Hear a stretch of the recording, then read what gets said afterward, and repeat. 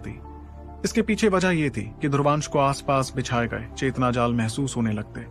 हजारों साल पुराने ये चेतना जाल अब उतने असरदार नहीं रह गए थे जितने कि वो पहले हुआ करते थे। लेकिन अगर ध्रुवांश और उसके साथी इन जालों में फंस जाते तो उनकी मुश्किलें तो जरूर थोड़ी बढ़ जाती, जो वो बिल्कुल नहीं चाहते थे। इसी तरह वो तीनों तकरीबन 10 मिनट तक अजीबोगरीब अंदाज में आगे बढ़ते रहे।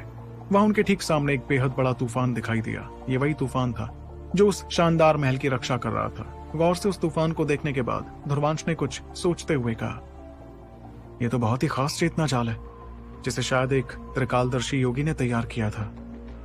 त्रिकालदर्शी योगी का जिक्र सुनते ही पक्षिका और माला थोड़ी परेशान दिखने लगी। तब पक्षिका ने धीमी आवाज में पूछा, क्या तुम इस चेतना जाल का कोई तोड़ निकाल सकते हो? जाहिर सी बात थी कि तीनों की शक्तियां तो इतनी ज्यादा नहीं थी कि वो ऐसे चेतना जाल को तोड़ सके। ऐसे में उन्हें ध्रुवांश की योगी होने की काबिलियत ही बचा सकती थी। वहीं ध्रुवांश कुछ पलों के लिए तो उस जाल को देखता गया और फिर उसने कुछ सोचकर कहा, देखो, मेरे लिए इसका तोड़ निकालना तो नामुमकिन है। भले इस चेतना जाल को हजारों साल क्यों ना हो गए हो, लेकिन यह आज भी बेहद शक्तिशाली है। आखिर इसे त्रिकालदर्शी योगी ने जो बिछाया था। पर हम कोई ना कोई रास्ता तो निकाल ही लेंगे जिसकी मदद से हम इसके अंदर जा सकें। अगर हमें ऐसा कोई रास्ता नहीं मिला तब तो फिर हमें हार मानकर यहाँ से जाना ही होगा। फिलहाल मैं खोजने की कोशिश करता हूँ कि गलती से भी इस जाल में कोई छोटा मोटा रास्ता मिल सकता है क्या। इस दौरान तुम लोग निगरानी रखना। अपनी बात कहकर ध्रुवांश पालथी मारकर तूफान के सामने बैठ गया।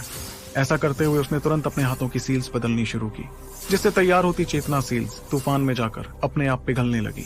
ध्रुवांश को ऐसा करता देख माला और पक्षिका पीछे हो गए और माला ने अपना चेतना पुतला भी बाहर निकाल लिया। इस तरह वो लोग तीन तरफ से ध्रुवांश को बचा सकते थे। उनकी निगरानी के बीच ध्रुवांश बिना हार माने चेतना सील्स बनाता गया, लेकिन वो सारी सील्स तूफान में जाते ही पिघल जाती। तभी अचानक वो तूफान और ज्यादा बड़ा और खतरनाक होने लगा, जैसे ध्रुवांश की कोशिशों ने उसे नाराज कर दिया था। ये देखते ही पक्षिका और माला के चेहरों पर घबराहट दिखी। अगर इतने शक्तिशाली चेतना जाल ने उन तीनों पर हमला कर दिया तब तो उन्हें कोई नहीं बचा पाता।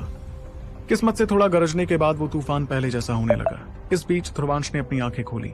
उसके चेहरे पर फिक्र नजर आ रही थी। उसकी उंगलियों से खून निकलने लगा, जो अनगिनत चेतना सील्स बनाने का नतीजा था। लेकिन ध्रुवांश की सारी मेहनत बेकार नहीं गई, क्योंकि उसने खून बहाती उंगलियों को ऊपर करते हुए उससे तूफान के एक हिस्से की तरफ इशारा किया। एक झटके में माला और पक्षिका की नजर तूफान के उस हिस्से की तरफ हुई और उनकी आंखों में एक अजीब सी चमक दिखाई देने लगी। दरअसल तूफान के उस हिस्से में एक छोटी सी दरार नजर आ रही थी, जिसमें कुछ नीले रंग की रोशनी भी चमक रही थी। एक तांत्रिक ने धारदार हथियार से सांप के सर से नागमणि को निकाला।